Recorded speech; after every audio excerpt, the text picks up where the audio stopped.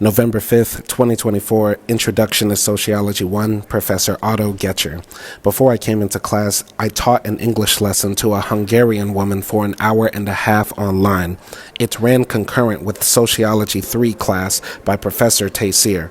I am boycotting that class because if she doesn't appreciate my contributions, I'll vote with my feet and leave. Besides, I have money to make. Anyway, after that pleasant lesson, I entered the large lecture hall downstairs where Professor Otto holds his lessons. I've been thinking about diversifying where I sit, but I ended up drawn to where I usually sit, in the front row directly in front of the teacher. I sit on the third seat inside the front row on the right column of the hall and look down on the edge of the desk to see written in bold black Sharpie ink a word I will spell out. NiggerKiraly. I began viciously marking the word out with the ballpoint pens I have. I didn't even look up what Kiraly meant because it doesn't matter. Anybody graffitiing that word is an anti-black racist, period. This was the first time I've seen that word blatantly written in Hungary by obviously Hungarian hands. At the same time I began marking the word out, Professor Otto began the mini-test. I didn't even come to last week's class, just crammed before this one, and got a 5 out of 5. I'm the truth. I continued marking out the racist graffiti until it was sufficiently illegible. Then I got up and moved to the left column's front row directly in front of the lectern. What disturbs me is not only that someone would write that, but also that other people probably saw that and didn't deem it worthy of being etched out. I'm not surprised, though. The world is anti-black. The majority of those racialized as non-black are anti-black racists, and we have no natural allies in the fight against white supremacy. 30 minutes into the lecture, there was a fire alarm drill. I went outside and stood alone by myself in the grass. I was approached by a short, pale, white woman with stop sign red hair, glasses, and a crimson coat.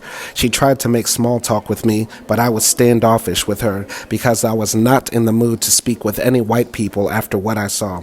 But I dredged up some level of niceness. Her English was a bit shaky, but we exchanged the run-of-the-mill info. She's from a village near Balaton. She's an international relations major. She's interested in security policy and Middle East affairs. I said I'm from Monroe, Louisiana, and I had to explain the difference between cities and states in the USA. That's how much the struggle in the language and cultural barrier was. "What you doing in Hungary?" she inevitably asks. "My wife is getting her master's and I came along, yada yada." I swear I answer that damn question every day. At the risk of alienating Tamara, that was her name, I just let it out. I said, "Excuse me for being an asshole right now, but I'm not in a good mood because of what I saw." I then pulled out my phone and showed the pic I snapped of the ggerKiraly graffiti.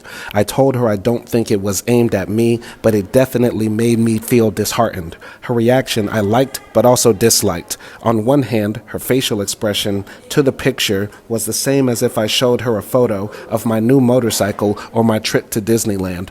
Her words, though, were both good and bad. "Yeah, that first word is very bad, and I'm sorry you saw that," she said. But the second word is actually a compliment. It means king. I wonder how this woman would have replied had I had a smile on my face explaining away the positivity of a random man calling her a bad bitch. Of course I had to say to her that this isn't an excuse for writing that word in any phrase, and she eventually relented.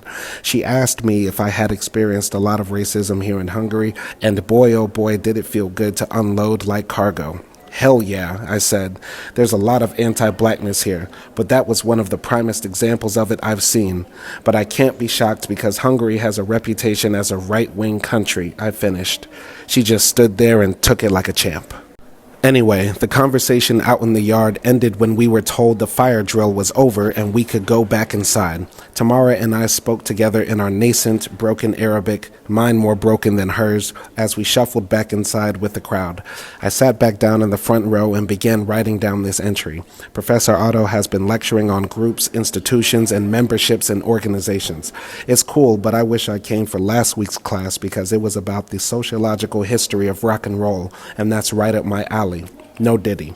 The only thing interesting I heard in this lecture was a study done on Black American soldiers during peak Jim Crow, where the results showed soldiers who came from the South but were stationed in the North were unhappier than soldiers who came from the South but were stationed in the South. And that's because the ones stationed in the North compared themselves to black folk who were richer and more liberated that had been in the North.